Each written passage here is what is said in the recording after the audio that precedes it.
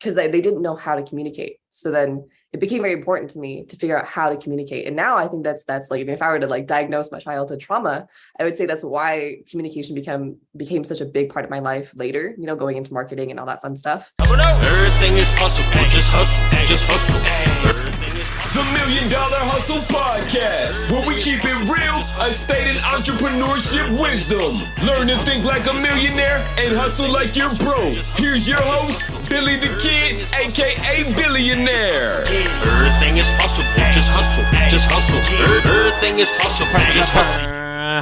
Welcome to the $1 Million Hustle Podcast, baby. It is your boy, Billy the Kid, aka BDK, aka Billionaire. And I just got off the phone right now, or the call, or whatever you want to call it, with Mia. And, you know, this episode is full of wisdom. You know, it's beyond, you know, if you want to learn how to get yourself out there and how to make an impact with purpose, this is it right here. Because it was more than just, let's have, let's put yourself out there, right? Like, there was so many so much wisdom in this, and so many points and action. There's a lot of things that you can take action on if listen carefully for all those points. So I'm super excited. Once again, thank you, Mia, for coming through and blessing us today. Before we get going, I want to make sure that you guys go check out my brand new song. It's called Open Minded. It's out everywhere. Also, my book, The Power of Being Uncomfortable, is out everywhere. Again, if you don't want an autographed copy, shame on you, but it is available on Amazon, on Barnes & Noble, and everywhere else.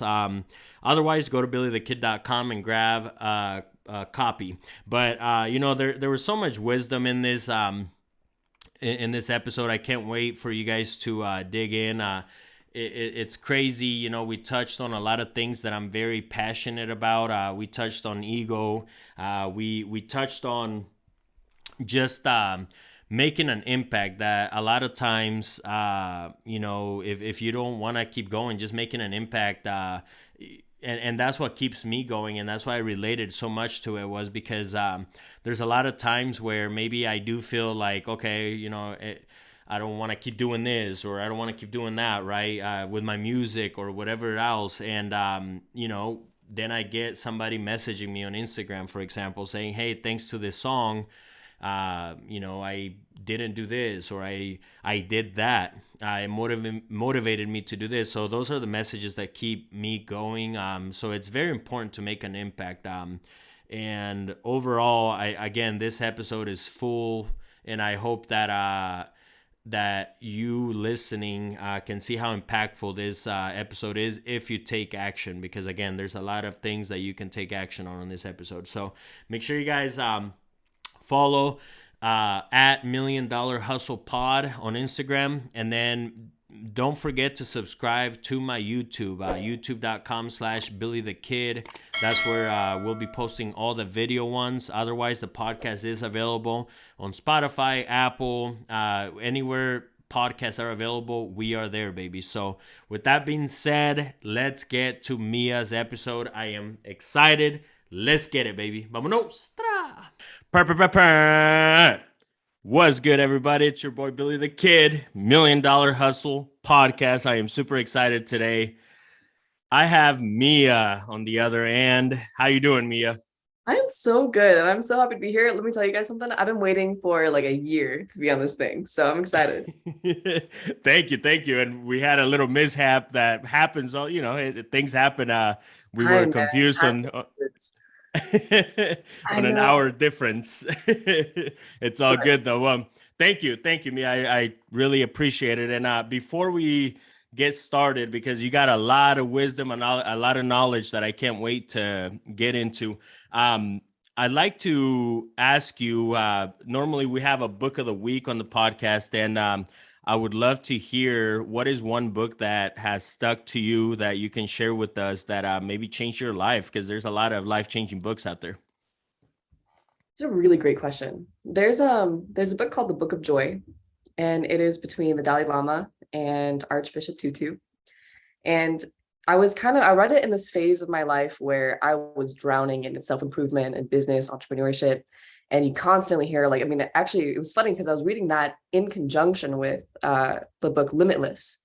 Or no, Relentless. It was Relentless. And it was a really funny combination because in the book of Relentless, they're telling you, hustle, hustle, hustle. It's pretty cutthroat. It's like people keep up or they don't keep up. And that's the bare, that's the reality of it. But then reading that alongside of the Book of Joy, which pretty much kind of tells you to slow down, to live in the moment, to find ways to really find joy in life and connect with people and respect people. There was a moment where I think it was the Dalai Lama that was talking about how when he's in this stage of people and he's talking to you about how he doesn't view himself any differently than the people in the crowd. It's a very different mentality than I think that when people talk about Michael Jordan or these prime sports athletes, because they say they are special, they are different, and it's okay to be special. But there's a burden that is pushed on you when you start really recognizing yourself as special. And there was this kind of nice balance I think I got from the Book of Joy. I love that. It's crazy. Do you feel, Maya, that like whenever you're reading these books, they're like talking to you? Because that's how I feel.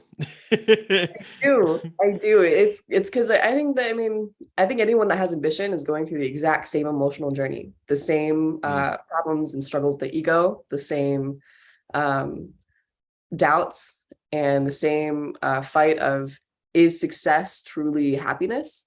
At least that's why I came across. I was like, I don't know. I feel like maybe I've cut off relationships that I shouldn't have, or I feel like I put work over the relationships that I shouldn't have.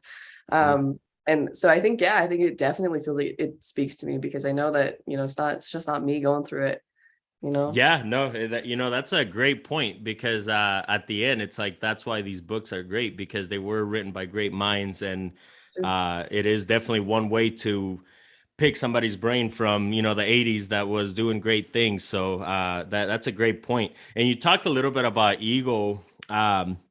Can you dive a little bit deeper on that? Because I definitely, I was reading a quote yesterday. God, if I could remember it, and if I remember, I'll bring it up. But the whole ego thing is just, it's a big thing in society. So if you could touch a little bit on that. I can say that I'm going to touch on it from my weird perspective in life, being 23 years old. I can say that at my age, it's kind of like you're feeling like you're absolutely on top of the world, that you are surrounded by people even older than you that are, this sounds really awful, and that's where the ego comes in. It feels like these people around you are not as competent, or not as quick, not as sharp. But then also coming across these days where, because your ego is so high, when you crash really, really hard. There's these moments of feeling like especially with social media and internet the way it is now, is you're comparing yourselves to these 16-year-olds that are changing the world, like Malala Yousafzai, who's fighting for women's ability to just get education in these third world countries. And so there's moments where at work, for example, I'll feel on top of the world, that I can solve problems that no one else can. And then there's moments where I feel like, man, I'm not doing enough. And maybe I'm not competent to do enough. I don't really know. And I think the only way I've been coping with it, actually, I don't know if I am coping with it. It's kind of like it's a day-to-day thing right now, so I wish I had advice, but I don't. No, and that's it's a big thing. I think in the path that we have taken, ego is big. It plays a big part in. I always, my biggest thing is keeping it humble at all times. I think when you keep it humble, no matter what you've done, and it's funny because to a lot of people, you've done so much, but then, when you want more out of life, then not that you're not happy, but you got that, the 5 years ahead of you that you already visualized, if that makes sense. And I feel like, that has a lot to do with that, because a lot of these people might not see the vision And I feel like that's where the ego kicks in, where it's like, no, I kind of know where I'm heading. Come on, let's do this, you know? So I would call that visionary. It's true. And to your point, there's a level of impatience there. I think that's when the ego really gets out of control, is when, for example, you have your 5-year plan, your 10-year plan, or your monthly plan, and then you don't have the grace to give to other people because you're so focused on that end game and the timelines. And then that's when really like you're unconsciously letting your ego take control. So that's a great point. Yeah, no, and definitely meditation helps, you know, to be in the now or whatever. So great. I mean, we started with fire already, Mia, and I don't want to get too far ahead. If we can start by letting us know your story. Where were you born? Where are you from? What's your family like? How was it growing up?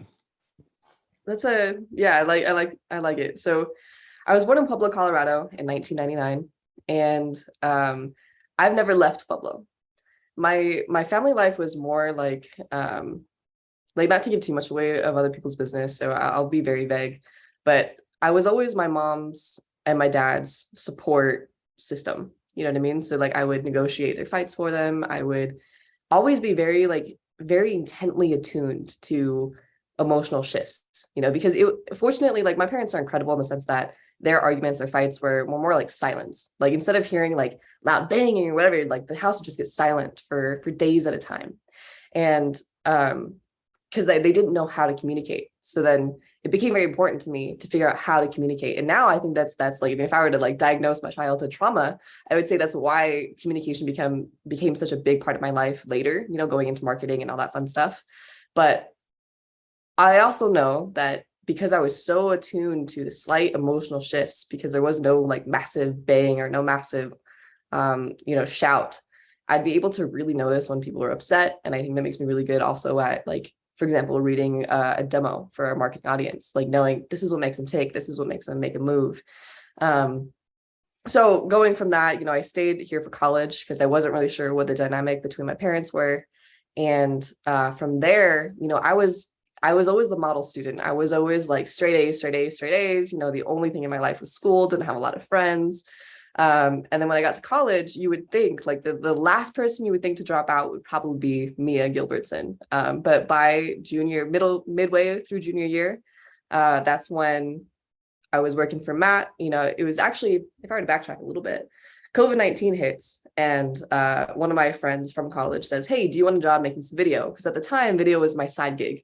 Never intended it to be something major. I thought I was going to go to law school.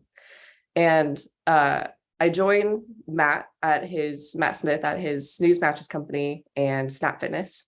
And I was just creating some fun videos. It was me, 2 girls, and it was just a tight team of 3, just creating some fun content. We didn't think too hard about it. We didn't have some massive marketing strategy. We were just trying to build something that people enjoyed consuming. And then from there, as you know, Grant Cardone comes into the picture and Undercover Billionaire starts. And that whole scenario turns into building an agency around 3 girls that were doing some fun, cutesy marketing for 2 local businesses. We're now taking on a ton of clientele, from roofing to mortgages to banks, all the stuff that are the hardest things to market for, mind you. And as we evolved, the agency expanded. I went from videographer to operations to a little bit of logistics to strategy to now standard operating procedures for the franchise for Snooze Mattress Company. And now I'm part-time. So I realized that, I was doing a lot. I was wearing a lot of hats, and I've scaled that down. There's a lot of reasons, there's a lot of places to go with that, but that's kind of like the roundabout of how I got here. Well, that's an awesome story, and I want to make it clear that it's short. You have done a lot in a very short period of time, and it's, it goes back to with our first conversation.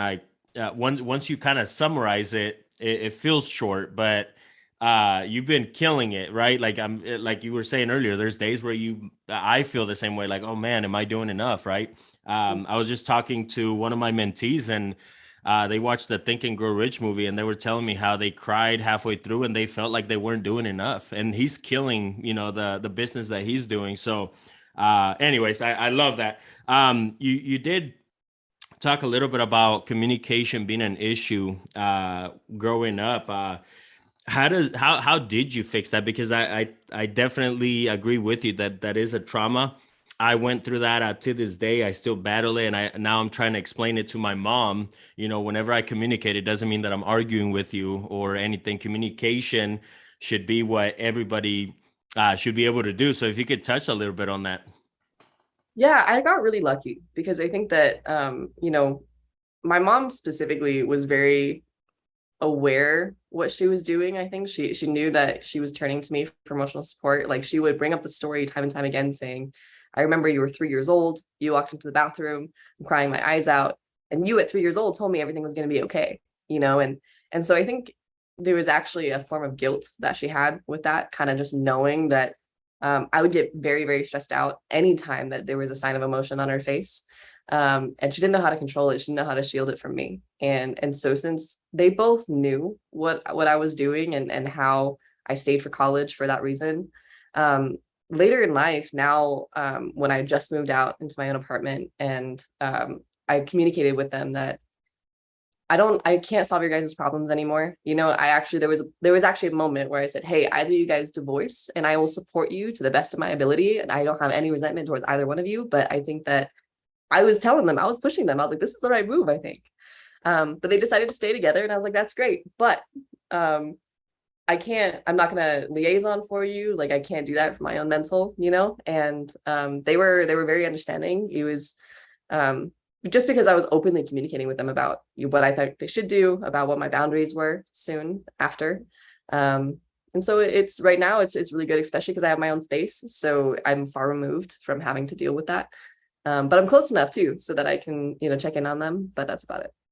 Yeah, no, that's a great answer. And I wanted to point out too, I didn't know that you were from Pueblo.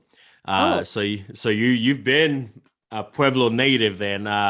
Because I've been there a couple times, and Pueblo is, there's a lot to it. There's a lot of history. There's a lot of great things to do for being a smaller, and I'm gonna call it a city. I know it's a town, but there's so many great things, great people. So if you could touch a little bit on that. oh, Pueblo is so interesting. So a lot of people in Pueblo, especially when they grow up here, like me, especially when they're ambitious and they want to do big things, they think that Pueblo is no place for them. They would never really consider staying. And if you do stay, it's a compromise. It's never like a choice to stay. And I would say that Pueblo, like if we were to go back to the history, it's a town that was going to be the capital of Colorado, until their steel mill crashed. And at that time, that was like the major employer for 90% of the people here. And so when it crashed, they kind of went into a very depressed phase. And still to this day, the funny thing is that they call themselves the Steel City because they connect with the resilience of overcoming it. However, the problem is that for younger people like me, you don't you're not working in a steel mill. There's no connection to what the city means and what it's fighting for, to what it's looking towards the future, because it's so like past based. But on top of that, it's a type of city where it's small enough that your circle will constantly run into each other at the coffee shops or the favorite bar. You know what I mean? It's that small, but it's big enough to where you don't know everybody, and the opportunities are really truly massive. But there's also a lot of clashing because you do have that really strong traditionalist who doesn't want the city to grow because they don't want the high traffic, all the things that come with a larger city, but they also still want the benefits of a larger city. And so you have this constant clash of people wanting more and saying, we don't have this, kids don't have things to do, but then also constantly resisting the actions that'll lead to city growth and then therefore the activities for younger people to do. And so it's a goofy scenario. There's a lot of people working towards a bigger visionary future, but there's a lot of pull at the same time. Yeah. No, yeah, it definitely. Like I said, there's something to Pueblo that I like, and I will be back for sure. Like the food is great, and so I want to move on a little bit. So you mentioned meeting Matt Smith. Can you, before we kind of jump into the show and everything else, all the great things that came from that, how did you meet Matt Smith? So that was my the what's it called? The peer I had in college. that invited me to come work for the video, she had been working for Matt for years, like all throughout her high school to college years. And so when I came in, I remember walking into, it was again heat of COVID-19. I wasn't looking for a job. I didn't really know what I wanted. Definitely didn't think that video was going to be a thing, but I was like, yeah, sure. I've got nothing else to do. Literally, I'm staying at home day after day. So I'll come in for an interview.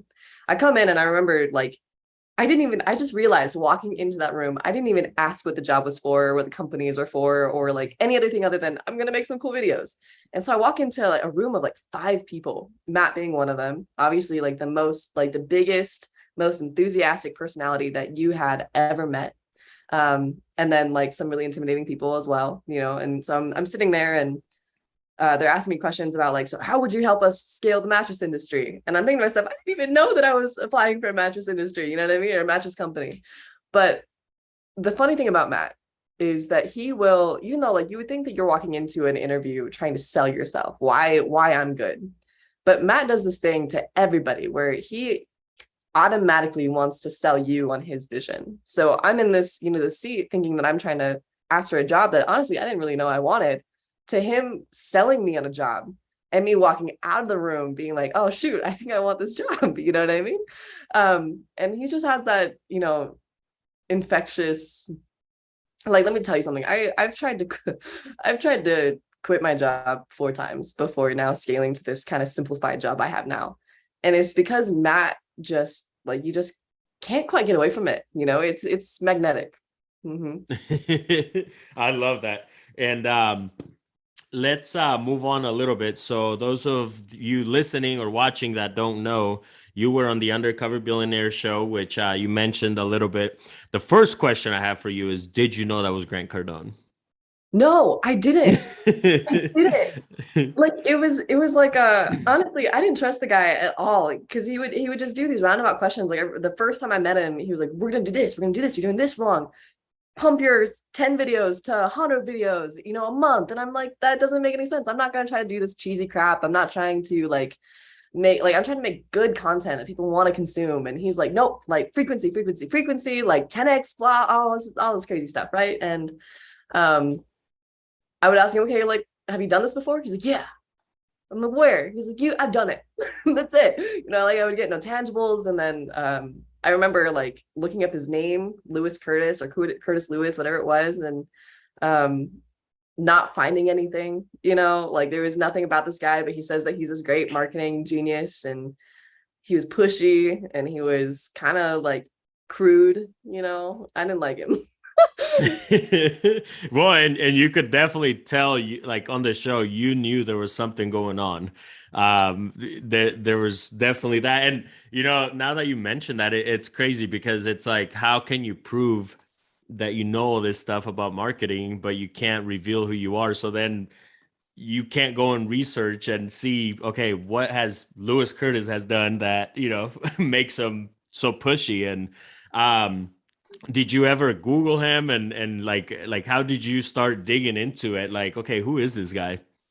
I definitely dug and I dug and I dug. And what I can tell you is that I consistently told Matt, I was like, something's up. I don't like this. Like something just doesn't add up. And he literally told me, just stop digging.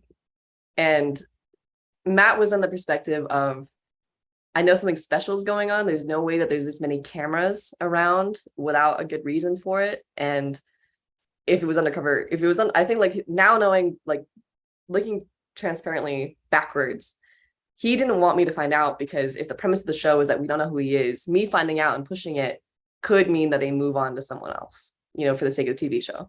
And so he told me not to dig.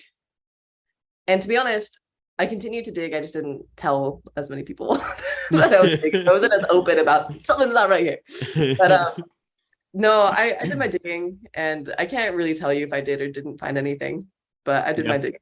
Yeah. That's awesome.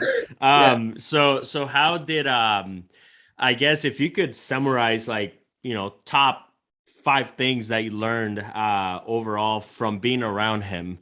You know, you mentioned the content, right? Like pushing more content. And what are some of the things that you did learn now looking back that you're like, oh, you know, and especially now knowing who he is, what are maybe top 5 or 10 things, if you can, that you've learned? I can come up with some stuff. So I'll say number one, yes, at the time, frequency was very important. Like it really was working for him. It was working for a lot of creators just to pump out a ton of content because that's what the algorithms wanted. But I'm going to note for the people listening that that's not necessarily the case right now. You do want to pump out as much content as you can on multiple platforms and be present on all these platforms. However, you know, some of the platforms that are already saturated in a ton of content, a ton of daily uploads, now they are going to start prioritizing the quality content. So I would say make that note. But at the time, it was very true. It was a hard thing for me to accept, but frequency was very important at the time. The second thing was, and this is probably the most important thing. I wanted to lead up to this at the end, but I don't think I'll be able to keep organized enough for that.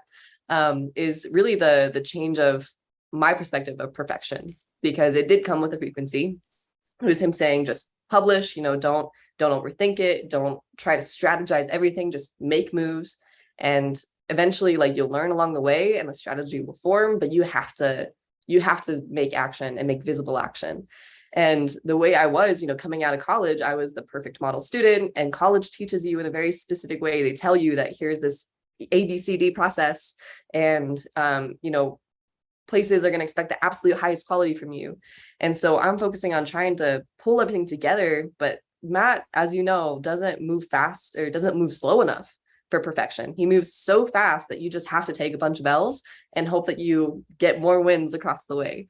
And so I think for me, I'm actually really happy that I am shifting out of just true perfectionism, because it did hold me back personally in a lot of ways and hold the business back in a ton of ways. The third thing is,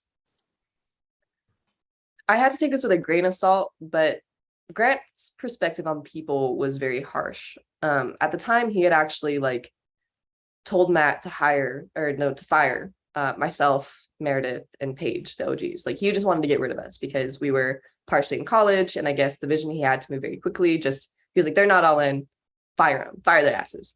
At the time, shoot, I would have had his ass, but and I was giving everything I could. But at the same time, I do recognize that now where I'm at is that you do have to be very particular about who's on your bus. And sometimes if you're moving very quickly, it depends on what you're trying to build, I guess. But like, I guess I'm saying that in the scenario where you're trying to move very quickly, there's a sense of urgency. You do have to just make decisions that make sense for the business, and you have to make some cuts, unfortunately. However, I prefer Matt's perspective, where he knew that, yes, there was the deadline of the show, but he had a longer deadline.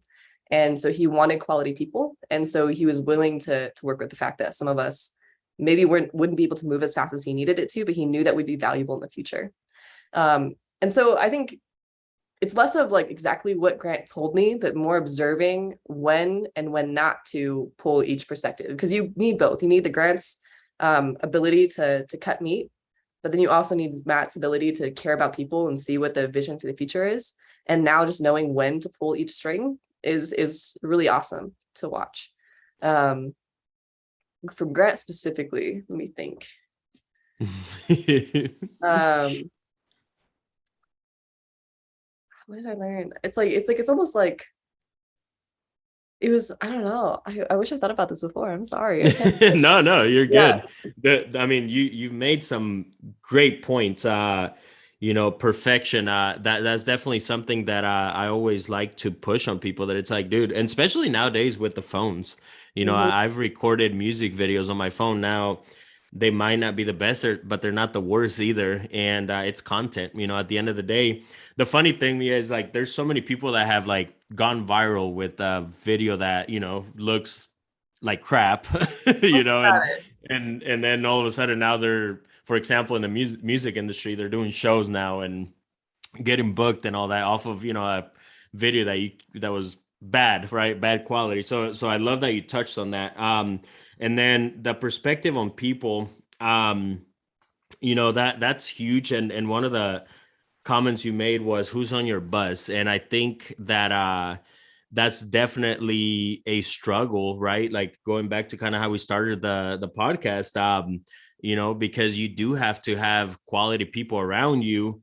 And I mean, sadly, not everybody can get on the bus, right? Like, you know, with my music, when I started, I had 20 of my friends, and I thought, hey, you're going to do my videos, you're going to do this, you're going to do that. And then all of a sudden, I wanted it more than they did, right? And slowly I started noticing, like, man, I'm the one buying this, or because it was my vision at the end of the day. So I love that you said, who's on your bus. That's definitely huge. And then you touched on now it's more quality content. Can you touch a little bit on that?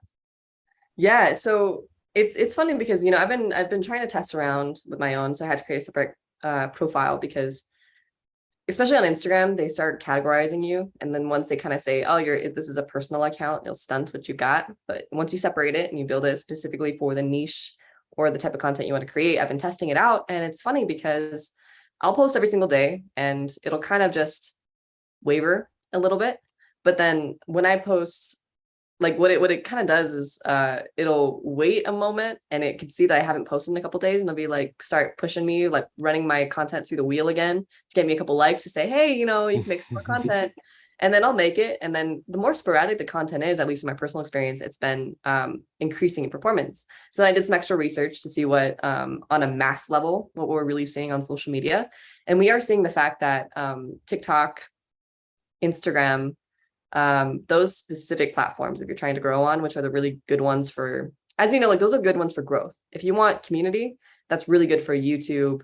Facebook can still be really good to have a close-knit community, but the ones that people are using to grow, TikTok and Instagram, are so saturated that they really do need, like they're actually coding in for what's 4K, what's actually longer form content. So what's happening is before, everyone would go viral on the 7-second wonders, what I called, right? Those are the things that take short stimulus, people like watching it, so it'll get multiple views, loops. But if you actually look, and you might have seen this in your monetization settings, it'll actually tell you loops are not a form of content that we support.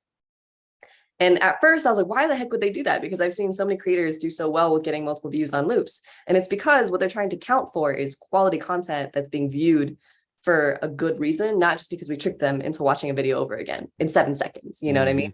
And TikTok is doing a very similar thing where they're actually like, I saw someone who makes a business on predicting the next steps or the next updates of algorithms.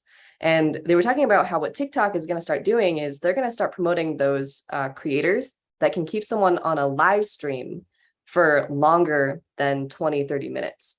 And what that's doing is it's no longer just trying to get multiple creators to get someone to swipe to the next video. It's now holding an audience captive and keeping them interested.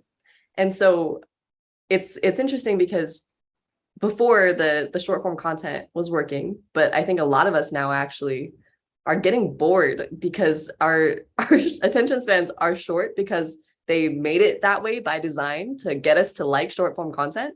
But now, like, I'll go through TikTok and just not feel satisfied, and so I'll leave the app, you know what I mean? And then I'll go to Instagram, and then I'll go back to TikTok, and it's awful, by the way.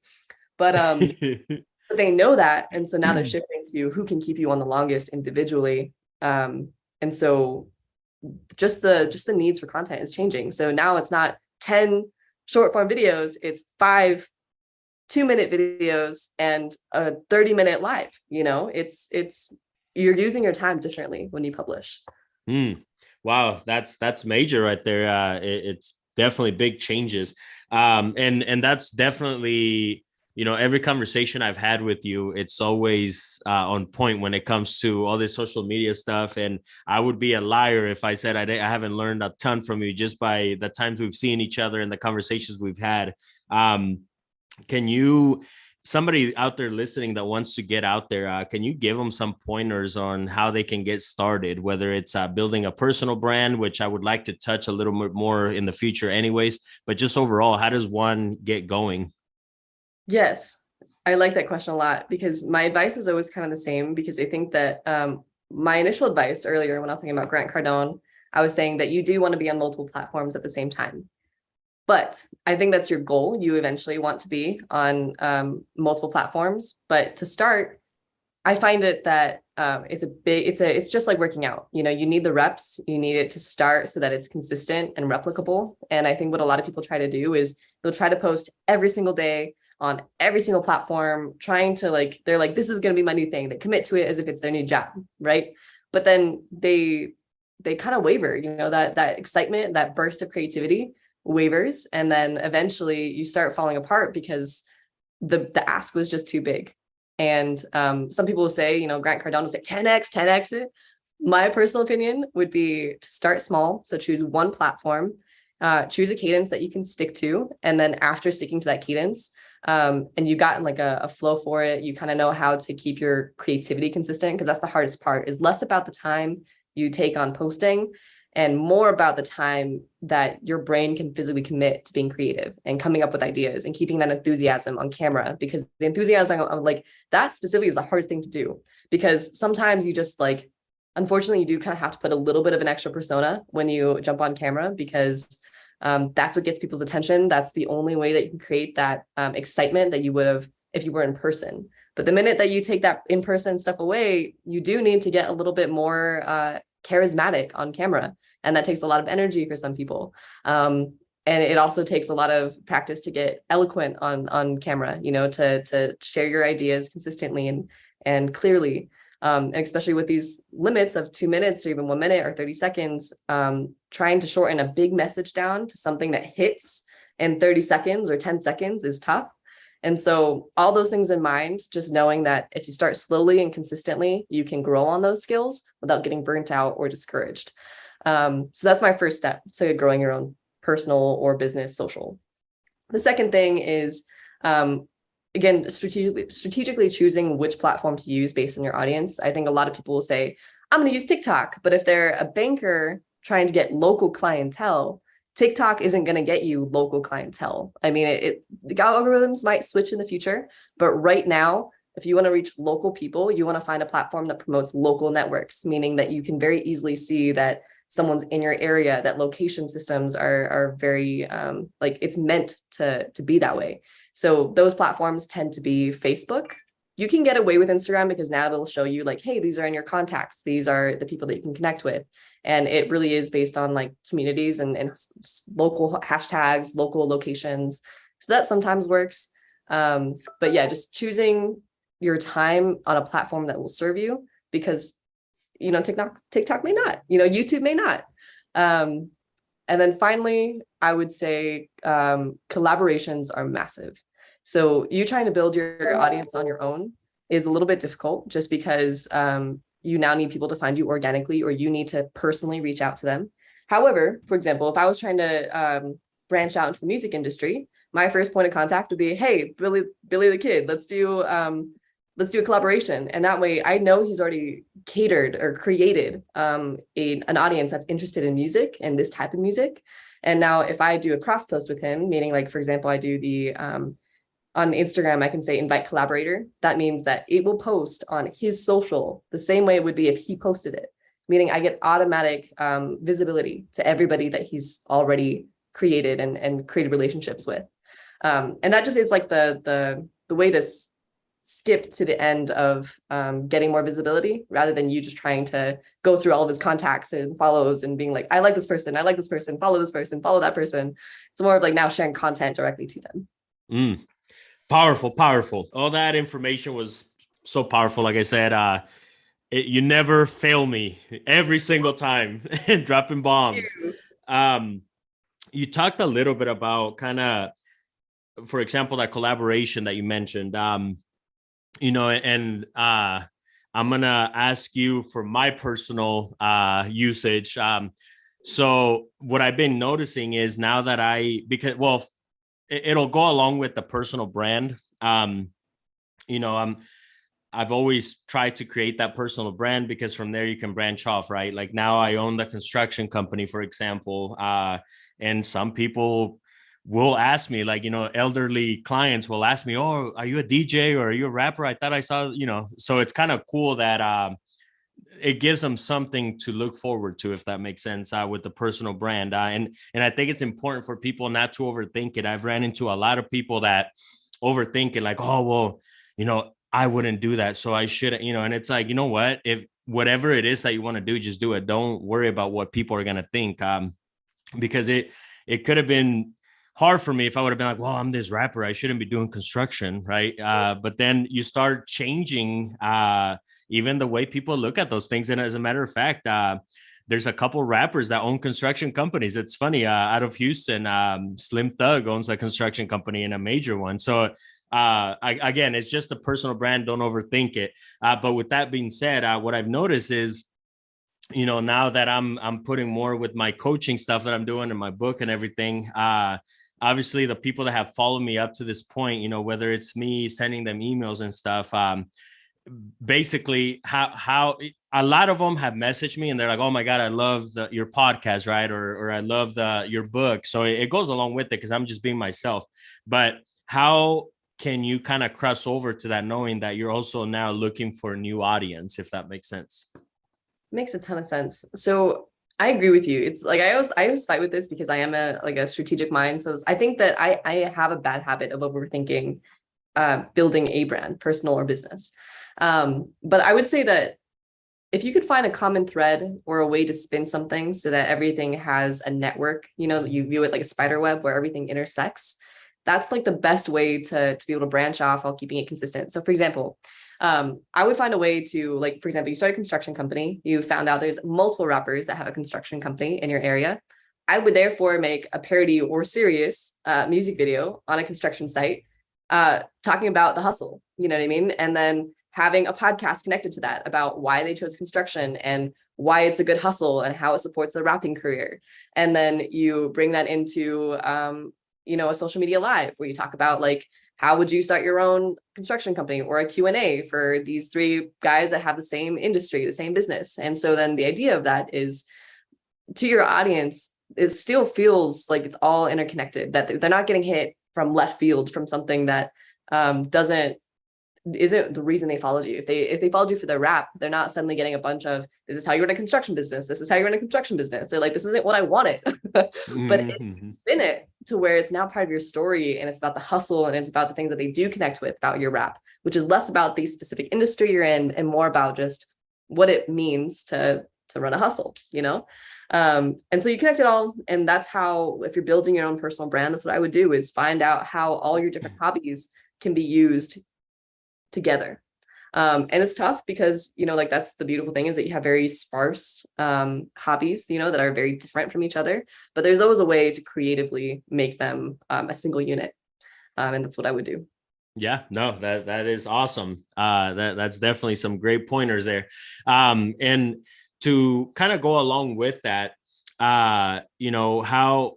how important is the personal brand to whether it is for a business or whatever it is that you want to do? If you could touch a little bit on just the personal brand, because, for example, also you got to be careful because you got to know that that's you, right? That in the future, if I sell my construction company, for example, I don't come with it, if that makes sense. My personal brand doesn't come with it. So if you could touch a little bit on that.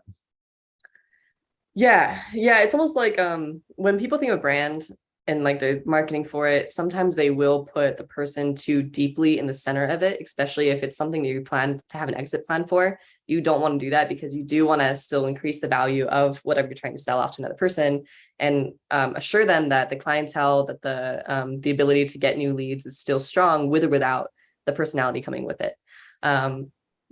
But I would say that, like, what you want to use your personal brand for in terms of what its importance and how to leverage it, you want to build it as just a truly, like, networking at scale type of opportunity. So if I know that by showing my personality, showing the nuggets I've learned along the way, the lessons I've learned, I'm building just a network of a lot of different people that now I can, like, bring them to other brands that may be slightly more disconnected from me. So it's kind of like, this is your start point. Your start point is your brand.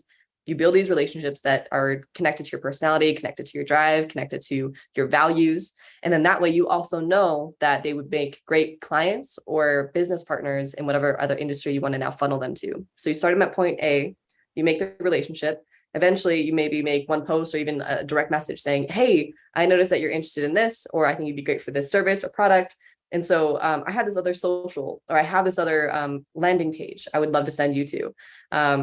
And then you kind of start just pushing them and ushering them to the direction that you want. And so your brand is like your lead gen opportunity. And then everything else is your closing opportunity for whatever business it is. And that way, whatever you usher them to doesn't have to be as centric to your personality. It's more centric to the knowledge and the information that you're trying to get them to bite on.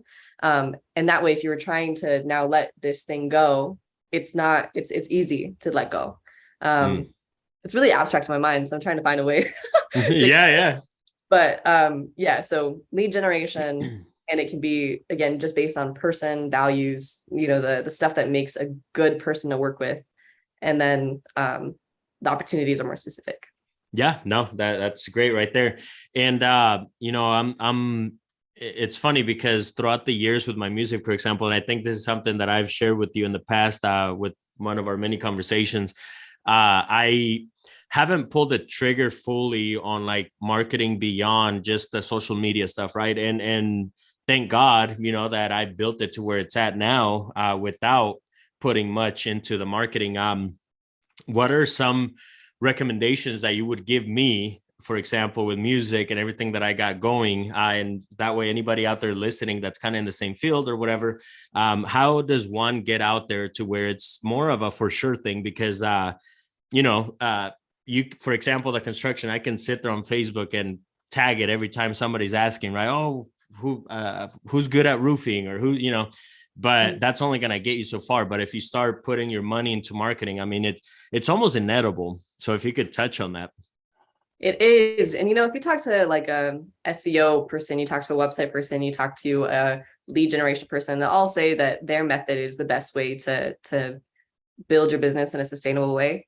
My opinion, just because I'm more of like a broader scope and I want to give advice that is applicable to everybody, I would say just find a way, no matter what strategy you find something that creates a tighter knit community that you can now retarget and refollow up.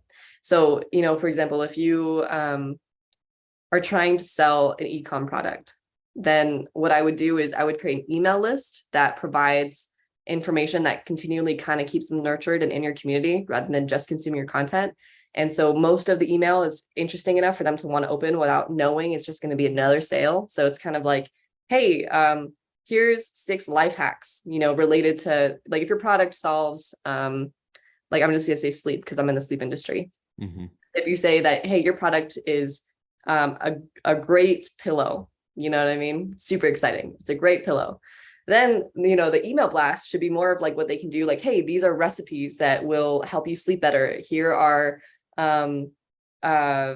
music that is proven to like binaural beats or whatever, or like you just have all this like really good, it's like blog information, but now sending it directly to their emails and then ending it with a good call to action of like, buy my pillow, you know what I mean? Or, promo, the 50% off, whatever it may be. Mm-hmm. And so what you want to do is you want to continually get them habituated to consuming your content, but now more forcefully than just hoping that they open up a social media and hoping that the algorithm puts your content at the top of the list. It's now just ensuring that you have a way to contact them and hit them with those sales.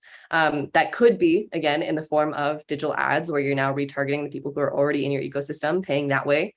It could be sending everyone to a funnel, where they put in their information. You have more direct contact info if you want to call or text or, enter them into that email sequence. But yeah, you definitely I've noticed a lot of people, for example, Instagram released their bonus program where you make money off of reels. Some people are like, oh man, I can make up to $80,000 and I could be making 6 figures, a month or a year. And I'm like, true, but it's also a program that has no obligation of staying a program for you. Mm-hmm. So it's not a consistent form of income. It's, the algorithms do continually change. So if you're just betting on people seeing your content and then buying your stuff, I wouldn't bet on it. Like personally, I wouldn't. And so I would use other ways to ensure contact. But how you do that, it's just based on you and meeting with a marketing person to kind of help you figure out what that looks like. Yeah, no, I love it. And so moving forward with the show and everything, you did mention that now you're doing more part-time stuff. Can you explain going forward, where are you heading? What are the plans for you? It's like I have these like bursts of creativity where I'm like, this is the direction I'm gonna go, and I'm so sure. But again, I'm 23. We'll see where that goes. But what I'm doing now for Matt Smith is, as he scales his mattress company and wants to franchise it across the nation, I'm writing standard operating procedures to really define exactly how we manage a franchisee, exactly how we scale, exactly how we sell a product at an event. And that way, internally, we have this organization and communication and standardized way of executing a project. And the really cool thing about that is that I'm able to actually map out step by step from step 0 to step 1,000, 10,000 on how to build a franchise, how to manage the franchisees, how to get them real estate, how to get them financing, and what to do with that information. I don't know yet, but I do know it's transferable across any franchise. And so I think eventually I'll take advantage of that at some point in time, because I'm doing that part-time now. But in the long term, I've got 2 dreams, and I don't know which direction to go yet. First dream is creating a media company where, have you ever heard of Jubilee? No, so they're a YouTube company that creates content like Middle Ground, where they bring 4 atheists, 4 Christians, and then have like a mediated conversation, because they're trying to create that radical empathy, that idea of you have different opinions, but how can we talk about it in a way that's smart, that's I like not that. emotionally driven.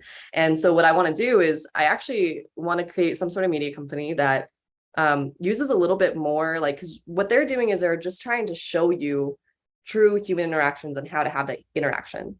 But I think I want to do something a little bit more like fact and data based, to where it's like the news that we present is the left side and the right side are presented in tandem, meaning that you're getting both stories at the same time, and bits that you can consume, and then giving you really clear access to where that information came from. And I think that what that does is it, in one sitting, you're getting both sides of the story, because really we do operate on convenience.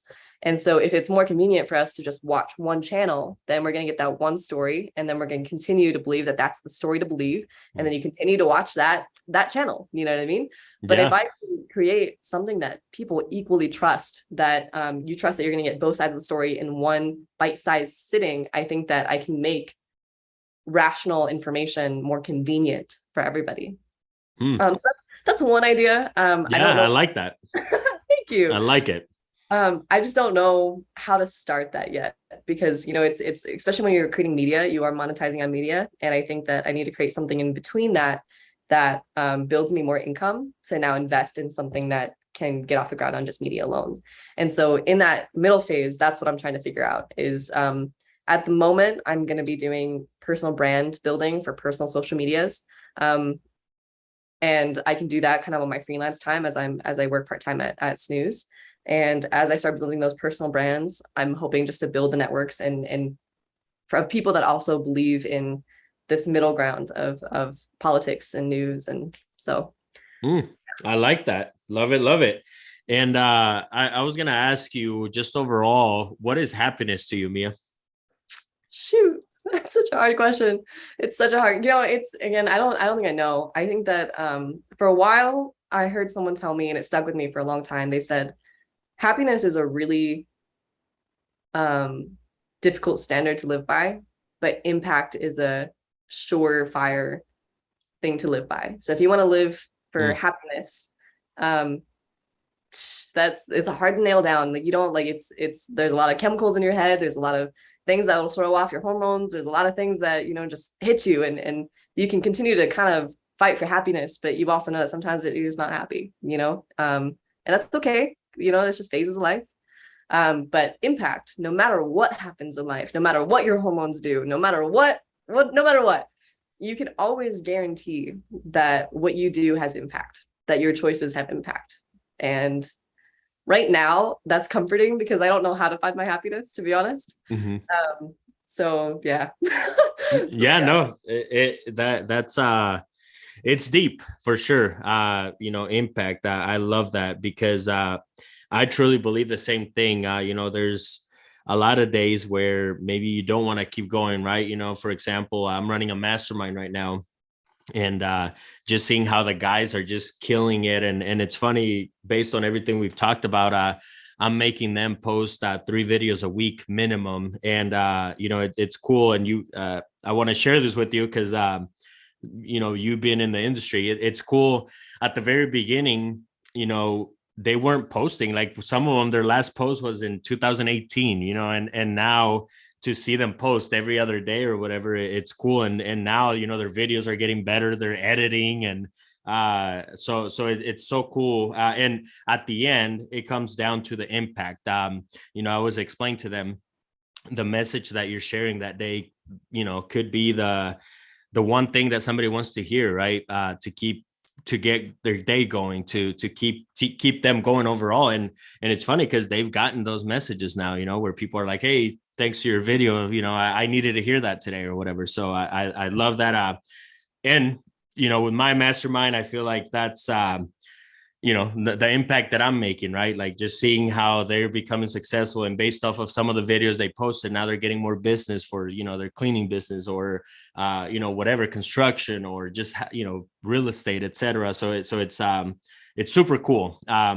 So yeah, that's a great answer. I love it. And I definitely hate to cut it down. I know you got your things that you have to go do. So at the last end of the last leg of the show, I always like to ask the same questions. And the first question that I have for you is, if you were to look back at your younger self, what would be some advice you would give yourself? Oh man, it's so funny. Like I think about this a lot, because I feel like I would tell myself that, you can have more fun, that you can relax a little bit more, that you're not defined by your performance. But I also know that I know that they were unhealthy thoughts that I had, but I also know that they got me here. You know what I mean? Mm-hmm. And so it's tough to say that I would tell myself to think any differently, because I do know that I ended up very differently than the people I went to high school with, the people I went to college with, that I'm in a very different stage of my life, and I'm grateful for it. So I don't know. I think that we all learn things in our own time, actually. You know what I mean? It's like, can't learn things too soon, you can't learn them too late. There's actually my favorite song right now. I heard of Vienna from Billy Joel. Mm-hmm. And it's just like, Vienna will wait for you. And, like, Mm-hmm. you always know when you're wrong, but you don't always know when you're right. And there's just all these, it's beautiful. But anyways, Mm-hmm. I think that I learned things just as I needed to, I hope, but I don't think I would have been here if I was more relaxed and easygoing. So Yeah, no, Yeah. and I love that. That's a great answer. I can actually relate to it today, because this morning and actually probably this whole week I felt kind of under the weather. I think the weather changing, and stuffy nose, and nothing major, but this morning I was close to being like, you know what, I'm not gonna do my run this morning, right? But then I run 2 miles, so I'm like, you know what, it's okay if I don't do it, for one, right, with performance that you talked about. But then, I laid there for like 10 minutes, like after my alarm or whatever. And I'm like, you know what? I'm going to go run for 1 mile.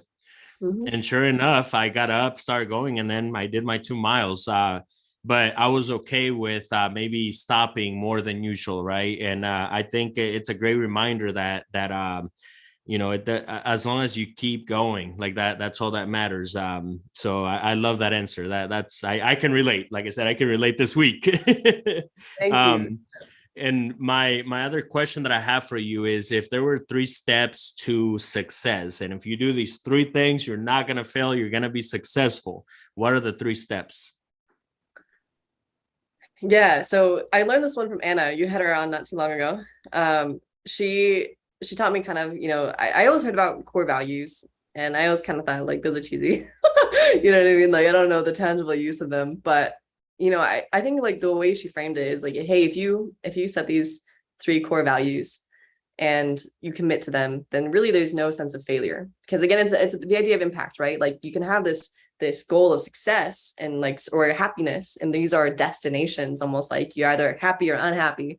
They're destinations, but the things that you do along the way, if you can follow those core principles, and that you did things true to your morality, true to your values, then that is success for the day. It's not necessarily an end game, but it's knowing that you made the right choice. So I think number 1 is making the choices that are true to your core values, because there's no way to fail in that scenario. So in my case, if I do everything with grace, with the idea of growth and with authenticity. There's nothing I can do in that day that's not true to me or that I'll feel bad about at the end of the day. The second thing is probably always, I guess it does, like, I mean, I was trying to take it outside of my core values, but I'm going to put those three into the core 3 steps, right? So do everything with grace, meaning you're treating people with empathy and giving yourself also the grace to make mistakes. And if you do that in step 1, you're fine. Step 2, all the decisions are geared towards growth, meaning that maybe it's not going to reap you gratification right away, but you know that this is a step towards your end game or your growth, or that you're going to learn from it. You're fine. And 3, if you're authentic, so you're just being honest, like you're not trying to give people grace when it's not true to who you are. You know what I mean? You're not trying to say something nice just because you're trying to be nice. You're being authentic and you're speaking your mind, and you are doing the things that may not make sense to other people. You're honestly, like, even if you're voting for Trump and it's authentic to you and it pisses someone else off, shoot, you do your thing. Wow. That's powerful right there, Mia. You're making me love it. I can definitely relate to that. Like I said, I think I always categorize everybody in like the 3%, right? And then there's the 97%, most people. And when you're in the 3%, when you're truly in the 3%, because a lot of people think, I bought one rental and now I'm in the 3%, right? And it's like, well, that's the first step, right? Out of, 10 years ahead of you. And people forget, right, that you got to get started, right? That's a great thing. But when you want, for example, with me, I always go back to it, like with what I have, I've came across a lot of people that will kind of get around me, and then all of a sudden, 6 months later, they learn a couple things, and all of a sudden it's like competition or all these crazy things, and it's like, no, like slow down, because I never did that, right? So I can completely relate to everything you just said, and it is because when you are in that 3%, a lot of people won't understand you. The 97% of people will look at you weird. And also, shout out to Anna. Anna, she killed it on the podcast, and I actually had her speak to my mastermind, and the guys were just like blown away and teary, and she's so amazing. I love Anna, so that's awesome that you brought her up. Shout out to Anna. And then my last question that I have for you: if you were to write a book, what would be the theme / title of it? Oh, I thought about this.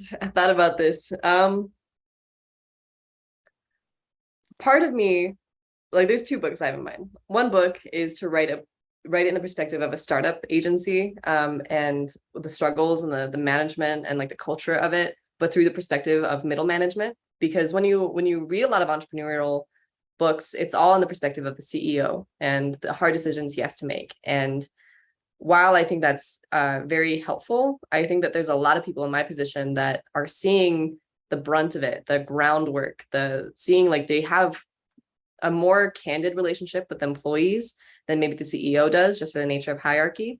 And there's some very interesting problems that you come across with startups. You know what I mean? Like the culture is family, but as we know, family gets messy, and it's so I think that would be really interesting, just because I got to see the inside of that, and also see, so on one hand the agency, but then on one hand the franchise, and what it's like for early franchisees. And I think in some way that meshes really well with startup culture. But then second, I think that I do kind of want to write a book in the perspective of, a young 20s, what the transformational success looks like, because again, you also see a lot of memoirs and a lot of biographies from entrepreneurs who have made it and now are writing backwards in terms of, yes, everything worked out. But I think that reading a book in the perspective of someone that sees the future but it hasn't achieved it yet could be really like candid and comforting, because that those problems are the same stuff I'm going through right now. So those are 2 ideas. That I love that. It's funny because I can totally relate to that. So the book that I wrote, it's actually not my first idea. It's funny. I have this other idea, but I wrote this book to literally make the point of like, no, get uncomfortable. And, I've never wrote a book, but here I am doing it or whatever. So the book that I have coming, and the reason why I'm bringing this up is you literally like nailed it, because I had this mind thing right in my 20s where the same thing. I'm like, well, but it's smart because you're thinking it the opposite. I used to think, okay, until I have this net worth, right? Or until I did this and did that. And thank God, I mean, it feels nice to say, okay, I did those things, and that's why, quote unquote, I could write a book now. But I always go back and I'm like, can you imagine if I would have 4 books, like part 1, here I am in my basement, I don't know what the hell I'm doing, single mom, but I know where I'm heading. And then 2, and you build a story to where boom, I made it, right? Like that. I love that, because that would, and a lot of people can relate to that, because that's where we all go through. So I love that. That's a great, I would definitely suggest you doing that. Oh, appreciate it. Love it. Well, to kind of wrap things up, if you could let everybody listening or watching know where can they follow you, and if you have a website or your Instagram, etc. Awesome. Yeah. So my name's Mia Gilbertson. You can find me on the Mia G feed on Instagram.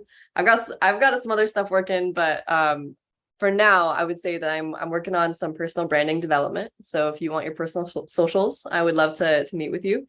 Besides that, though, I will catch you on the flip side. And this was the most fun podcast I've ever been on. So thank you. Thank you. I appreciate it. Thank you. Everybody listening, make sure you guys follow her. And then don't forget to follow me at Billy the Kid, DHAKIDD.com also, and on YouTube, youtube.com/Billy the Kid. Thank you, Mia. I appreciate it. And let's get it, baby. Vámonos. Boom. I'm doing good as if I joined the Illuminati.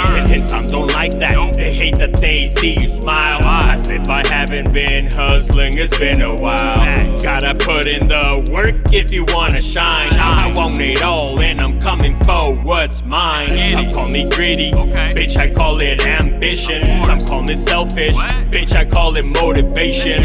Different levels of thinking and we both, right? But my mindset is on growth with the future. Right? Close-minded people mad at me that I'm speaking facts. Or maybe could it be that I'm getting racks? Open your mind, gotta open it to receive. I'm always 10 toes for what I believe. Close-minded people mad at me that I'm speaking